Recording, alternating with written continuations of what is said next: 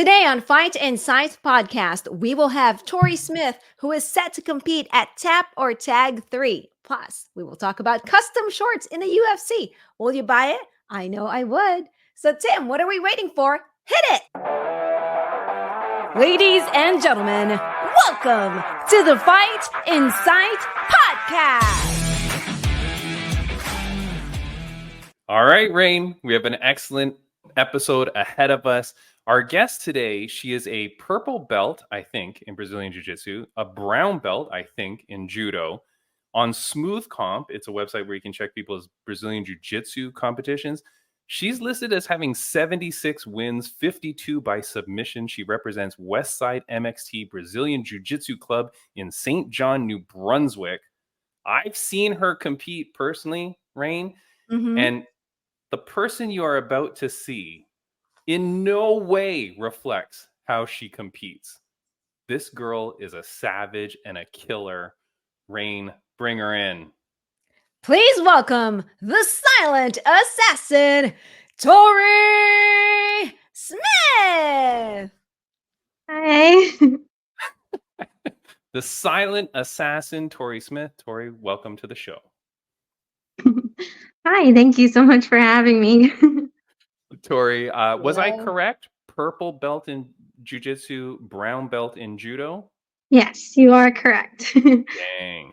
And the silent assassin is probably the most accurate nickname I've ever seen, because for people only listening on audio, like, how old are you, Tori? Are you 20? Yes, I'm 20. Okay, 20 years old, 76 victories in jiu-jitsu competitions. I'm sure it's probably more than that, maybe too, right? I'm not sure the exact number of wins, but I have a book that I log each and every match that I have. So. Oh, nice. What do you do? Wait, what do you do in this book? So I have a few pages at the front dedicated to like bigger events that I've attended, and then throughout the other pages, I'll mark like every fight I've had against, like who it was against, and then I'll say if I won or if I've lost, and like if it was by submission, and and I just count them. That's crazy. Is that so that when we end up making a movie about you one day, they can use that as like a reference material? Yeah, reference log, we'll have like it all laid out. Yeah, that is crazy. Wait, and so did you only start doing that for your jiu-jitsu, or were you doing that in your judo as well? Only jiu-jitsu. Oh, okay. Now, your judo brown belt, that's very high, a brown belt, right? For Yes. judo? How old? Next How step is old? black. Yeah. Okay. How old were you when you were doing the judo, and when did you start jiu-jitsu? I started judo probably when I was about 14 years old, so 6 years ago. And then jitsu, I started a little later. I started when I was 17, so 3 years ago. You were an old woman when you started I know. jiu-jitsu. Yeah. That's crazy. Okay, and so are you still doing judo now? I am, yes. Not as often, but I do use it to help my my BJJ training. Yeah, for sure. Rain, so I know Tori from Fight League Atlantic, right? She competes out there, and the first time I saw you, I think, was Kumite 5, maybe. I think was the first time I witnessed Tori compete, and it was the first event that I ever commentated. And Tori comes out, looks like the nicest little girl, She was the most aggressive competitor that whole night, including the men. Like, Tori, every time you were engaging with your opponent, it's like you were trying to throw elbows. It's like you were like so aggressive. Where does the aggression come from? Life's hard. No, I growing up on the mean streets of St. John, right? Yeah, I just if they moved the way I wanted them to move, I wouldn't have to be so aggressive. Like, you just gotta, give me your arm and it'd be over. Yeah, you can save yourself all the hassle, of the roughing up. No, but really, Tori, like, I mean, because look, I train at my area here, and I see people competing, and I see people training. I don't see people aggressive like you. Like, to be honest, did you grow up like doing other combat sports, or like were you always into combat sports? Like, you would not expect it from you, is all I'm saying, and I'm saying it in the nicest way. No, actually, I grew up playing soccer for the longest time, and I played flute in a band. So, Mm. I use my aggressiveness. Like I use my knuckles a lot, and I use a lot of pressure just to get them to squirm, because I find it opens up room for them to make mistakes, and I can take advantage off of their mistakes to wiggle my way into where I want to be. And And no one said jitsu or judo was nice. So gentle art, I don't think so. Okay, and I apologize if this gets you in trouble. Is it legal to do that? To use your knuckle, like, you're not doing pressure points, I guess. No, I'm pretty sure it is. It's legal. I never got called out for it, so maybe I just blew my secret. I don't know, but yeah, because like if you're like pushing off of somebody and you just had your hand there, Right. you're not punching them, so No. Yes, it should be legal, and you're just using pressure, right? Yeah, for sure. Why not? Right. It's funny. Yeah, of course. I mean, it's funny because friend of the podcast, I don't know if you'll know him, the guy that's pretty popular online. He's Commander Dale Brown from Detroit Urban Survival. He's the guy that goes, Detroit Urban Survival Tactics. Right, that guy. And he's dressed like a security guy. Anyways, we've had him on the show a few times, and he does like real life protecting of people. But there's a Bellator heavyweight guy that credits one of his escapes to one of the things he saw, and is like, you push up on the nose. So the guy, like his opponent had him like kind of like in a rear naked choke, and he reached back and kind of pushed up like just under the bridge of the nose, and like immediately, like, you just like your head goes back and you like kind of release, and he's like, hey, I followed what Commander Dale told me, and like it worked. So and then he gets up and knocks the guy out. Tori, you're an aggressive competitor. You're a very successful competitor. Where do you see your life taking you, like with jiu-jitsu? Is this something that you want to do and turn it into a professional career? You want to travel the world? What's going on? Yeah, I'd like to compete as much as I can, like continue on with that. I'd like to eventually work my way out of Canada and try some things in the States or elsewhere. I hope to be a high level competitor anyway, and then maybe like 10 years down the road or something, maybe open my own gym or something. But that's far thinking. But yeah, just competing and training as much as I can. Nice. It's crazy because, Tori, like, not too long ago, this wasn't even an option for people.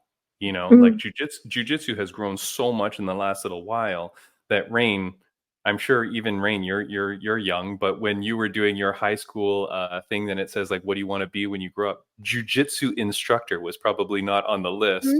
But now it's like legit a viable option. Tori, if you open your school, where would you want to open it? There in St. John, or would you want to be somewhere else in the world if you could choose anything? I'd probably keep it here in St. John, keep it close to home. I don't know. I haven't really thought about it, but here would be nice. Yeah. All right. Yeah. Nice. And is there striking in your daily training? Do you train in jiu-jitsu, Muay Thai? Do you train in boxing? Anything like that? Not regularly, but I have trained boxing and kickboxing and all that stuff in the past. Okay. It's good fun. I like the sparring aspect. Okay. Yeah. Anything to hurt more people. So I obviously I have to ask, right? Because jiu-jitsu, yes, there's like a lot of opportunities and things that you can do, right? But is MMA in your future at all? Would you ever want to try that? There might be a time when I consider going into MMA. I'd want to wait till I was done with my schooling first.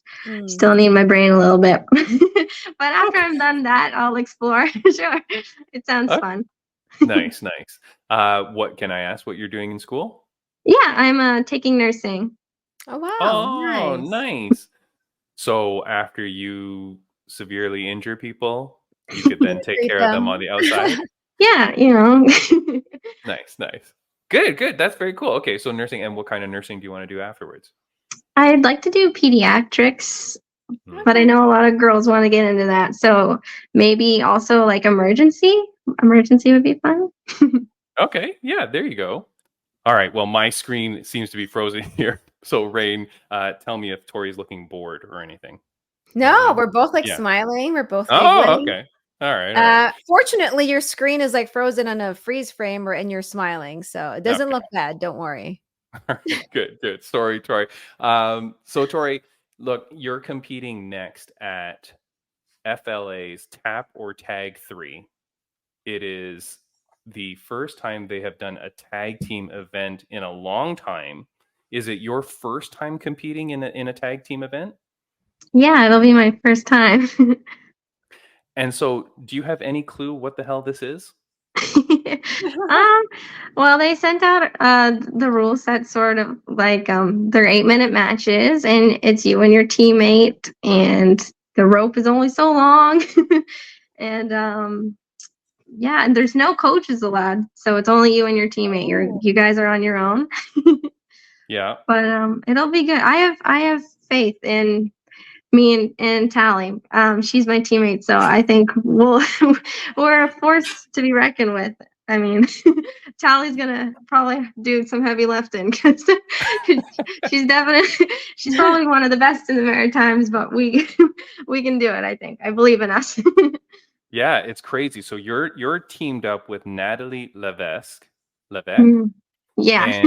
and your tag team name, this is so cool, Rain, because they get to name their tag teams, is called TNT. TNT. Oh, I love it. Yeah. And so where does TNT come from, Tori? It comes from Tori and Tally because both of our names go with the T's. All right. There you go. Okay, so Tori and Tally. I love it. I love that. And does she train at your gym? No, actually, she trains at out of Victory, so we're actually quite far away from each other, but that's okay. Yeah.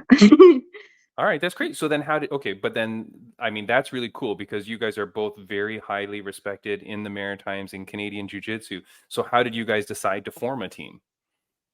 Well, I was looking to compete in the next FLA grappling event, whatever it was. So I was talking with them, and Tally also happened to be messaging them, and then we were asked if we wanted to be a team, and we were down because me and Tally, we both have respect for each other, and we've seen each other a whole bunch of competitions, so I'd say we're pretty good friends now. Oh, that's crazy. Okay, well that's cool. So this is kind of like the forming of a mega powers. Like Mhm. you take two top people who are succeeding in the individual competition and then you put them as a team. So this is crazy. Now, here like in wrestling, we see this a lot, like in WWE wrestling, you see where these like people will come together. Unfortunately, Tori, what normally happens is that one of the partners betrays the other and smashes them with a chair. Uh-oh. Like, how much can Tally trust you that you won't turn on her in the middle of this match? I think she can trust me. I think even if I did go and grab a chair, I'm pretty sure she'd be able to take it from me. So Rain, that's the most unpositive response I've ever heard. Like, it really sounds like Tori's going to hit her with a chair. I don't know, but yeah, the rule set is crazy, Tori. I'm looking at it here on my screen, and obviously I had it prepared to put on the screen, Rain, but I can't do that right now. One of the interesting things, though, is that so it's the tag team, but Tori, if you tap out one of the people, you still have to finish the other person in the 8 minutes or whatever it is. And then that single person could then try to tap both you and Tally Oh. out Mm. and still win. Did you know that rule? No, I didn't. But that's okay. All right. Well, I mean, so here's the thing. It says if a teammate is submitted or eliminated by DQ, the remaining teammate has until the end of the match to submit both team members of the opposing team. If the match ends with 2 members versus 1, the team with both teammates automatically wins. But or if they like finish off this, or if you finish off the second person, obviously you win. But that's crazy. Like that's going to be so exciting, right? Because that means you really want to like get that first person out of there to put all the pressure on them. Yeah. Put all pressure onto one person. Yeah. And the thing is too, is like understanding like as a team, like if one of you gets out, the other person can still advance by just beating up the other two. Yeah. Well, that's crazy. I think it'll be crazy for sure. But yeah. I just like to think competition is fun. So yeah. We're not going to stress about it. Yeah, no stressing. Okay, well then, okay, and I do want to ask you this. Look, you compete a lot. Like, you know, that journal, that book that you're talking about must be filling up pretty quick because you compete a lot. Like in jiu-jitsu, here's the thing. It's not like MMA. It's not like boxing. Like you're not weight cutting a lot or anything, right? Every time you compete? Yeah, no, not often. Only every once in a while. Okay. And so how often, you know, like let's say there was an event that you could compete at. How often would you compete? Would you compete weekly, monthly? Like what do you feel like your body would be able to take? I could compete weekly. I could compete daily. I feel like as long as I don't break anything, I'm pretty good. And as long as you don't break your opponents and you still have people to compete against. Yeah. See how much passion she has, Tim. Like I know. But you don't understand, like you're sitting there, Tori, and like, you know, nobody would think like when you're at school or when you're around your friends, like, do they know you do this? Do you tell people, or like, are they shocked when they eventually see you competing? You know, some of my close friends know, but no one else really knows. So it's a shock when they find out because I'm just the quiet one. I'm the, you know, the goody two shoes who like who's following all the rules. I remember when I was in high school, I walked into my math class with a black eye one day. And my teacher's like, "Did you get in a fight?" And I'm like, "Yeah," because I didn't even think about it because I was fighting, and then she was all scared. But then I had to explain that it was just from boxing and jiu-jitsu.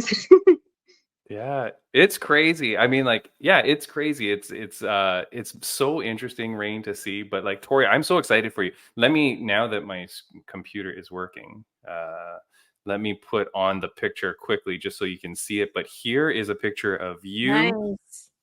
That is Team TNT. Do you have a walkout song already picked? We do. Is it obviously TNT from Yeah. Nice. Okay, good. I mean, if it wasn't, I was gonna get pretty mad at you. So no, that's a good song choice. And that's gonna pump the crowd up too, you know? I like it.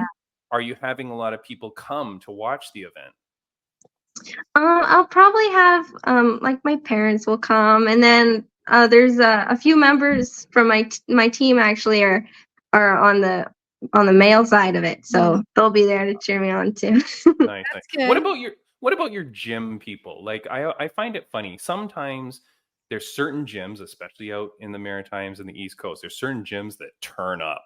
Like they get like a lot of their people to come. Even here, I was commentating a kickboxing event a month ago, and I told Rain, like, so we were in this casino, and this one gym must have had like half the auditorium. Like it was like crazy. Like they really get their people to come out. Is your gym going to come out and support you, Tori?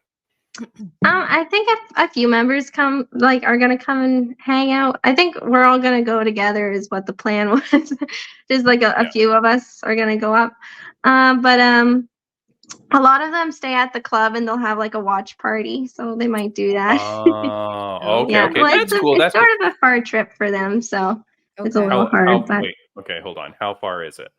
Well, it's like 3.5 hours.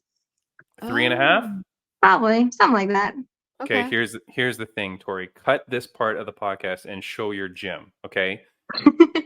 This event is Saturday, September 21st. I know, as you said, your team's going to go to fightleagueatlantic.com and they're going to buy the pay-per-view. That's cool. But take the 3-hour drive. You show up for Tap or Tag 3 at 11 a.m. Then you hang out at the tailgate party from 4 to 6:30. And then you watch the MMA event, FLA 16 at 7 p.m. Then one of you hopefully is still sober and you drive everybody home. But like, this is an event, Tori, tell MXT, West Side MXT Brazilian Jiu-Jitsu Club, right? That's how I say it? Yeah. Yeah. Get out there. Get out there. I want to see all of you at the event, at the arena, the Hector Arena in Pictou, Nova Scotia, and support Tori.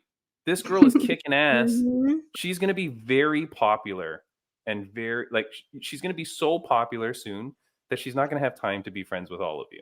So you have to support her now. So she's like, oh, you're the one that came the 3 hours to watch me compete, right? Like, if you want to be friends with Tori into the future, you got to put the work in now, right, Tori? You're going to forget all these people that don't support you now, right? You're going to abandon them. No, you got to remember the OGs. But Yeah. no, I'll drag your butts out. Yeah, drag their butts. Because, okay, here, at least this. You won't sign autographs to them for free. Yeah. If they don't show up, autographs are going to cost $5 an autograph, right? Yeah. Okay, do that at least. All right, thank you. Tori, I know we've kept you long, and I'm sorry for the technical glitch. I'll put up very quickly here just so people see it. Here's the rules, okay? And it was that second last bullet that talks about the 2-on-1 thing. But like, this is going to be crazy. I'm so excited for this, Rain. Tori is so aggressive. Tori, what I want to see you do, and with your judo skills, because that's what you always use in your matches as well. You're always throwing people. You're very good in the clinch. Remember, this is a tag event. You can take that person, throw them into your corner, into your side of the cage, and then you and Tally. Mm-hmm. You and Tally can just beat the hell out of the person, and they won't even be able to tag out. I think it's going to be very interesting. I think it's going to be very interesting how you guys are able to manipulate the cage, manipulate the tag thing, right? Like, that rope that you have to hold on to tag is not going to be that long, I don't think. No, it's only short. I think it's like 1.5 feet or something like that. Oh, like not long.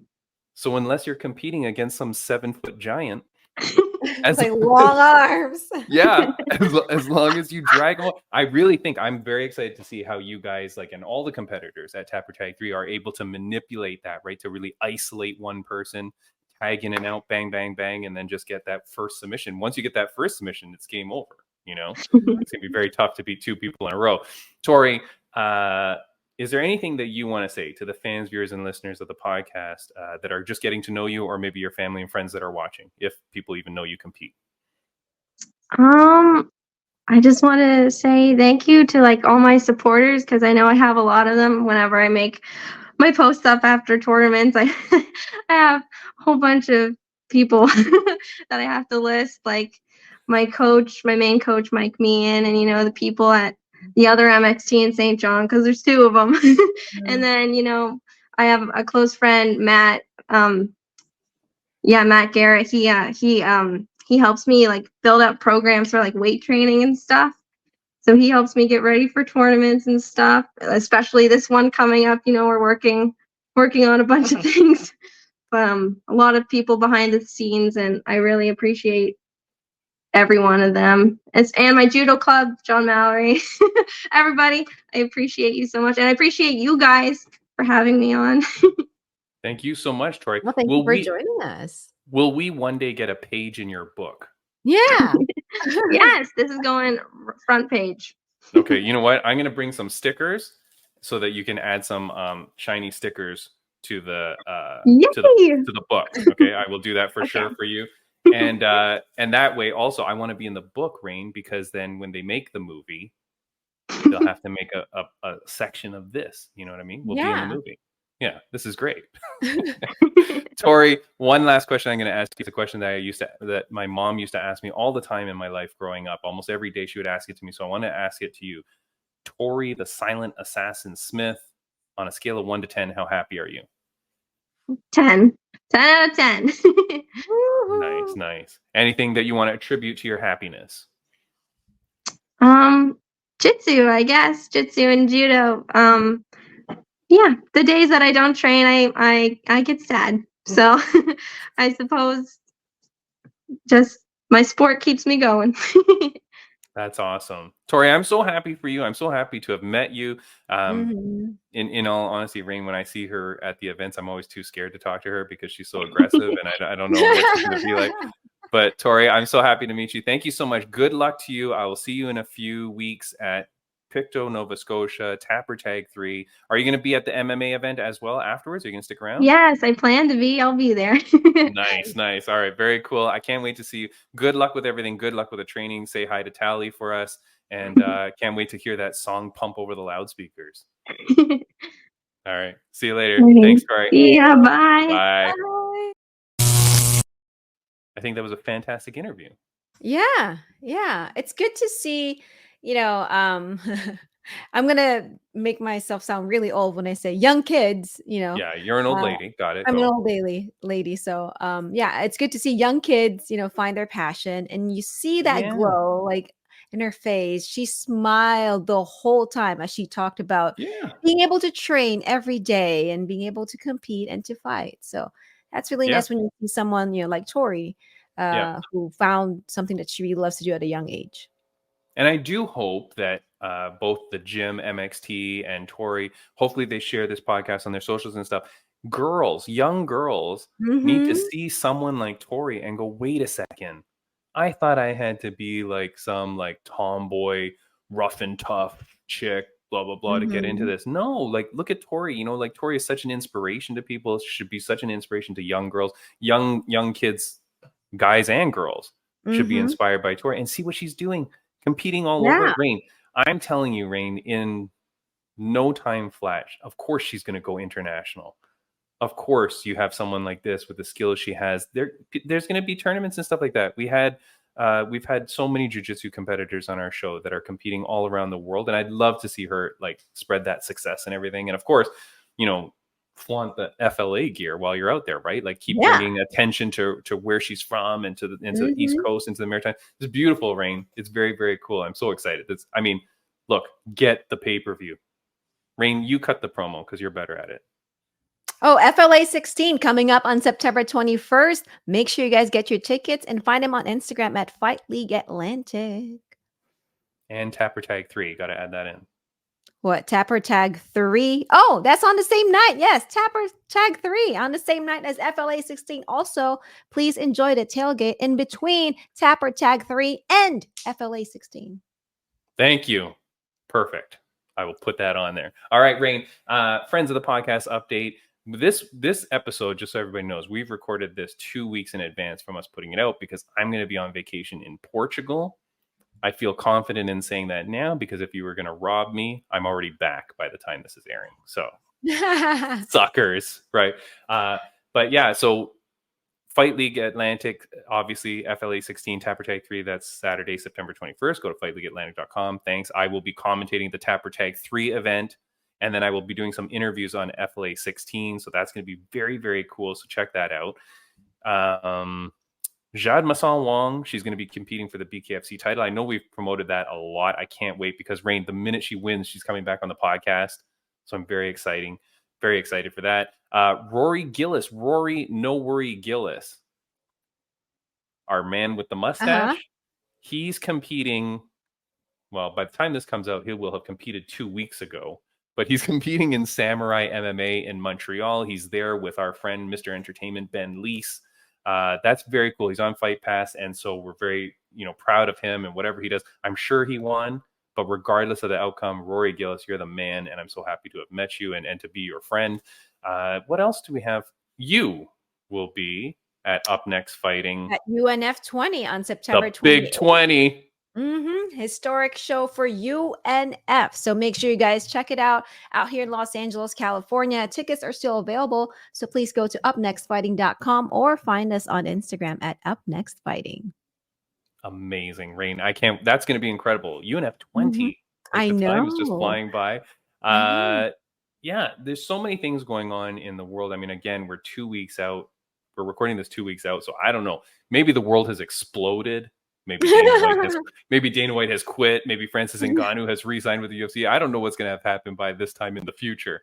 But one thing I thought that we could talk about, which is kind of timeless, I guess, and I did want to have this conversation with you, is this picture, Rain. That is, do you know who that is, first of all? Is that Ilya Taporia? Ilya Taporia, yeah. Okay, well, you looked at the shorts. You're cheating, right? Okay. I can see like Taporia right there. Yeah, it's Ilya Taporia. I mean, the comment is that he's, obviously not that super recognizable. But anyways, he's Ilya Taporia. What do you notice about him? Like on his shorts, that he has the flag on his shorts? Yeah. Or are you talking about his tattoos? No. No, we're looking at his shorts. He's got custom shorts on, Rain, right? Custom shorts. Rain, I want to get your thoughts. What do you think about custom shorts for UFC fighters? Are you a fan of it? Are you not a fan of it? I love it.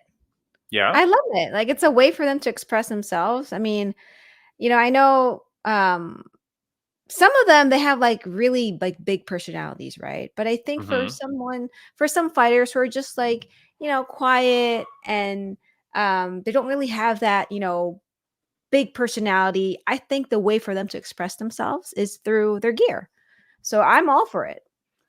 Okay, but the problem is pre-20 whatever, when the UFC made the deal to go with the uniforms, they were able to have all the customization they wanted and show up with whatever kind of shorts they want and personalize themselves and stuff like that. But then when the UFC said, no, we're going with the Reebok deal, which is now the Venom deal, you now cannot do that anymore.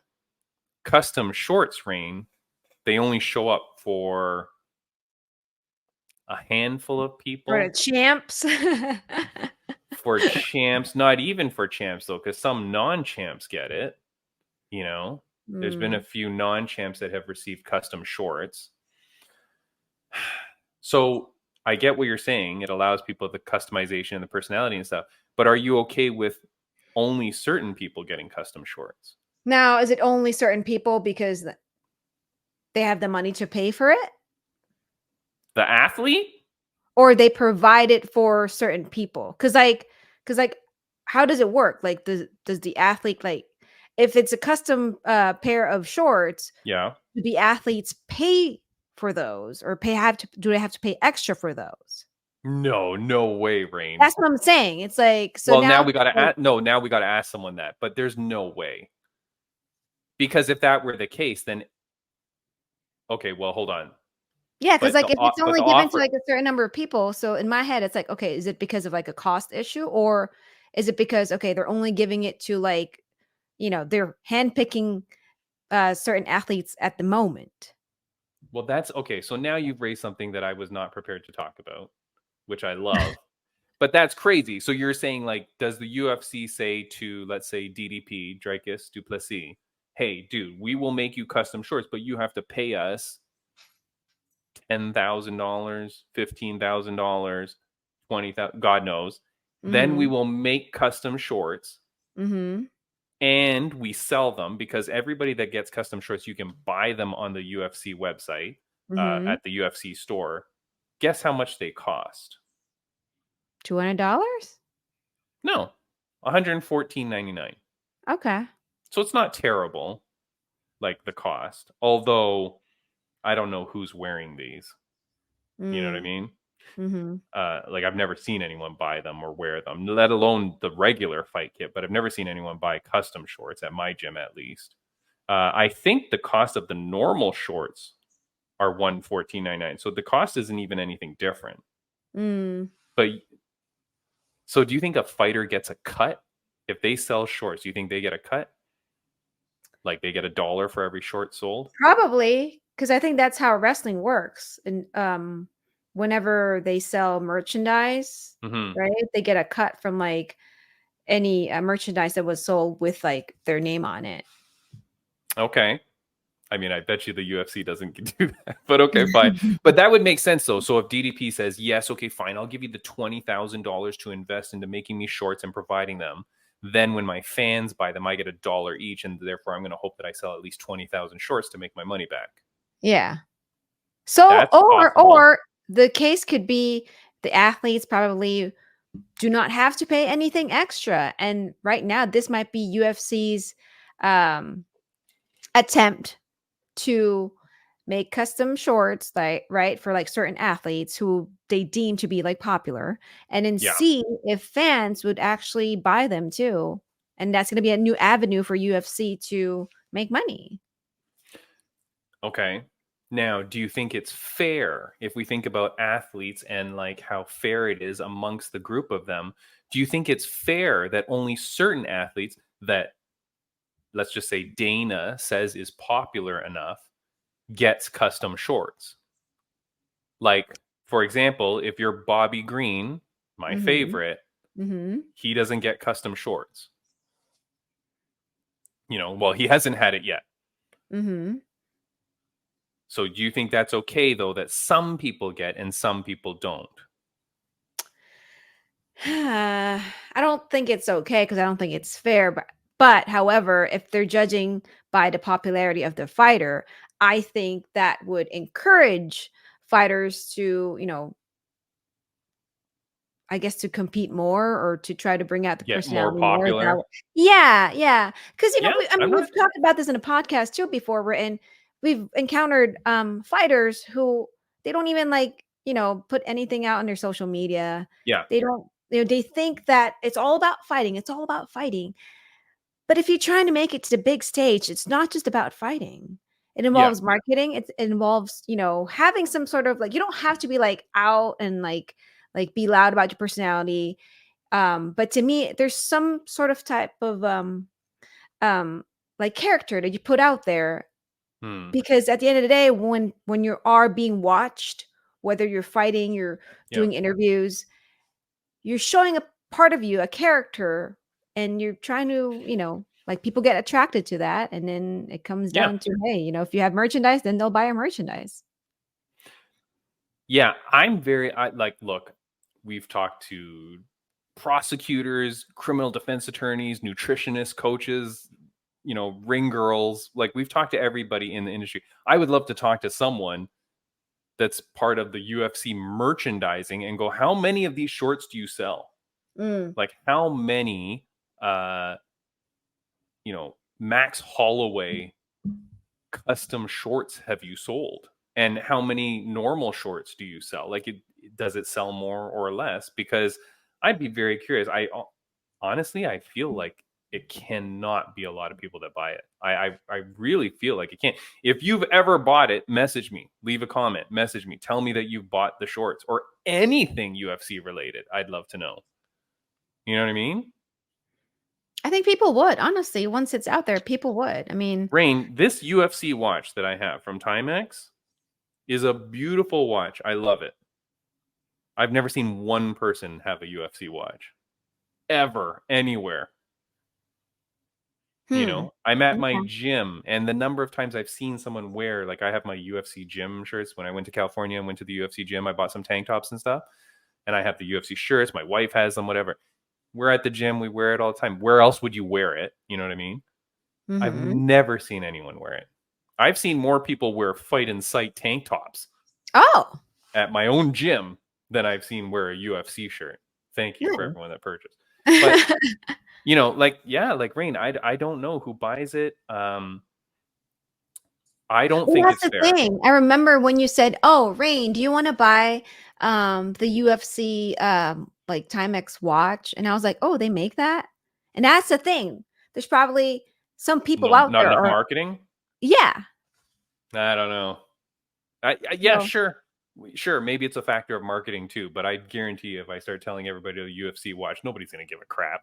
This mhm. watch, American, is probably like $60. Like, it's nothing, and it's really nice.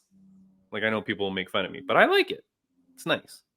It looks kind of like a G-Shock watch or whatever for those on audio only. Like, it's a nice watch. Yeah. And it's got UFC, and I just feel like, hey, yeah, I'm supporting the brand that I like. I'm supporting the company. But like fighters, like, I love to buy fighter shirts and stuff like that. But like this, my problem with it is I feel that not everybody gets it. Not even every champion, mind you. I don't think so. I don't think every champion gets it. I don't think so either. But then challengers have got it because Whoa. Israel Adesanya have custom shorts when he fought DDP? And he was the challenger. I'm almost positive he was wearing custom shorts. He had like a black and gold kind of design. I can't remember now. And DDP had his cool green ones, like with the Australian, like the South African colors and stuff, like, and it looked really cool. But how many people buy it, Rain? All right, Rain, you're stumped at my incredible question. I have the solution, okay, that is going to solve UFC's problem with this and is going to make them $1 kabillion with a K, kabillion. Okay, what is it? You ready for my idea for the shorts or for the kits? You make custom event kits. Yeah.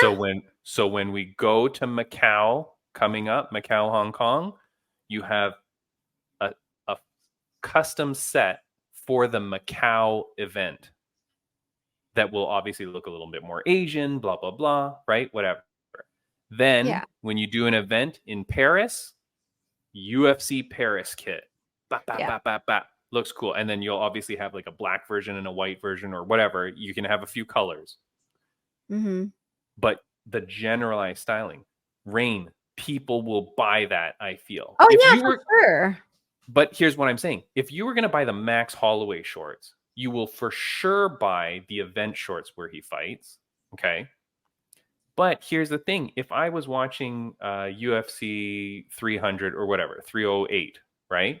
And none of my favorite fighters are on, I might still buy the kit because I'm like, well, it's cool. It's limited edition. Like a souvenir. Yeah. I've already collected the last few pay-per-view shorts. I might as well buy the next one. Yeah. You will sell those way more than however many Max Holloway shorts. And again, no disrespect to Max Holloway. He's the greatest and he's incredible. But I just feel if you're UFC trying to capitalize, I would sell something that becomes more of like a collector set. And I feel like, a UFC Toronto kit, like when they're in Toronto.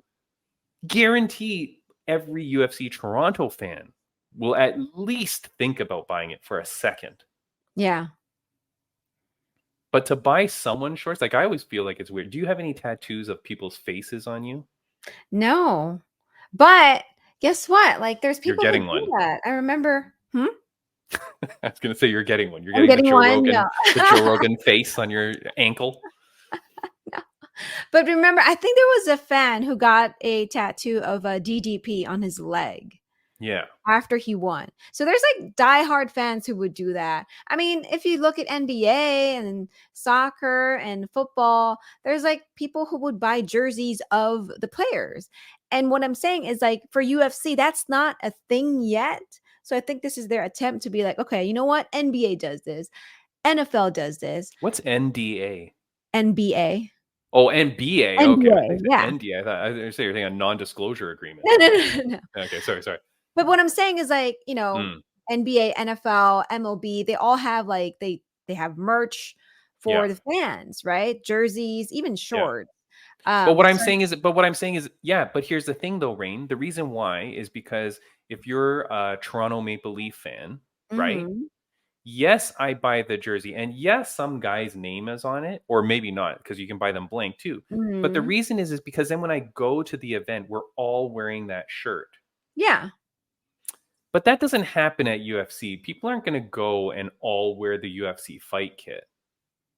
But if you had an event-specific kit, maybe you could sell that at the venue on the day of and people would put it on. True. Right? Like, I mean, WWE does that. And now that they're, partners with WWE, that might be something that they would explore. I mean, they might even have like chairs like this, like that one that I got from SummerSlam when I sat ringside.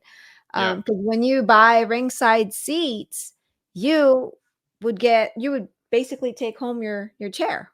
That's like your souvenir. Yeah. Right. I take my chair home no matter where I go, whether you're allowed to or not. Just rip it out of the venue and take. No, but Rain. So here's the thing: UFC, you make custom event-specific kits. You sell them at the venue, and you sell them afterwards, and you make it like a collector's edition that people have to buy every numbered pay-per-view kit. You make it specific to the city. You add a little bit of cool stuff. You stop doing these custom shorts for individuals, and you force them into this, because then the person that did love Max Holloway and was going to buy the Max Holloway shorts will buy the UFC 309 Max Holloway kit. But it will be the Hawaii looking kit or whatever, right? Like whatever this city is for that event. Genius, Rain. I'm telling you, I'm a marketing genius. There you go. Good thing Dana White is listening. Hi, Dana. Good thing. Yeah. And unblock me on Instagram, Dana. Rain, I did want to say thank you again to millions.co. So they made, speaking of merch. Nice. Beautiful. And Rain, did you notice that this logo is way bigger than the shirt that I sent you, right? Yeah. So the logo, I made it so that it really fills the shirt. I'm telling you, it's good quality. Go get it. Millions.co. You can buy our shirt. It will help support the show. I really, really appreciate it if you do. Rain appreciates it if you do. Rain, if you ever see someone on the street wearing a Fight Insight shirt, you would sign their shirt for free, right? You won't charge them. For sure. Yeah. I always have like a Sharpie with me. So nice. And you will sign it for free. You won't charge them. For free. I won't charge anything. Nice. Okay, good. What a nice person. All right. Rain, I think that's it for the show. We're good. Yeah. I feel like we had an incredible guest in Tori. Very excited to see. And yeah. All right. Anything that you want to say before we get out of here? No, thank you again to Tori. And then don't miss Fight League Atlantic 16 on September 21st and Up Next Fighting 20 on September 28th. And Tapper Tag 3. And Tapper Tag 3. As a FLA 16. Yeah, don't forget. Okay, Rain, I think that's it. Look, we, like I said a few times, we're recording this 2 weeks out. I have no clue who the guest next week will be. But it will be someone cool and amazing. Lined up, I think we do have the return of the Slim Reaper, Rayshawn. Slim Reaper Roland. Rayshawn Roland, yeah, Ray Roland, right? So we got him lined up because he's fighting is it at UNF 20? He'll be fighting UNF 20, yeah. There you go. So I can't wait to see that guy again. And we've got tons of people. Another Slim Reaper, speak of the devil. Another Slim Reaper, Robert Desarnais, he's fighting in BKFC very, very soon. So hopefully we'll be able to have him back on after he kicks butt and goes 2-0 in BKFC. And but we'll have some other people. We've got some UFC fighters lined up that we want to have on. Dana White's always welcome. Yeah. And Don Davis. Don Davis. Can I say one quick thing? Yeah. They spelled Ashley Thiner's name wrong on PFL's main post. Oh my God. No. Are you freaking serious? Rain, I refrained so bad from saying anything bad about Bellator during that interview because I'm being respectful. But my God, they spell her name wrong on the post. The disrespect is crazy. No? Why are you so quiet? Because you want a job for Bellator, I'm just quiet because I know these types of things happen. No, they do not happen, Rain. You have 15 people, 16 people's names on a poster. You can't double check it once. But, I'm just saying, mistakes happen, and, I don't think they did it on purpose. Of course they didn't do it on purpose. But that's a spell check thing, right? You wrote Thiner, Thiner, and it auto-corrects it to Thinner. But I mean, got to figure that shit out. And I immediately commented, within minutes of them posting it, somehow I saw it. I immediately posted saying you spelled Ashley's name wrong. They never took it down. Dude, you take it down, you correct it, and you repost it. Can you imagine? I spelled Tori's name wrong with 2 R's. First of all, Tori would come down and hunt me and kill me, probably. You know what I mean? I'm not risking that. Anyway. Yeah. All right. Rain, we are out of here. Thank you so much. Great podcast. All right. Thank you again. Bye. Bye.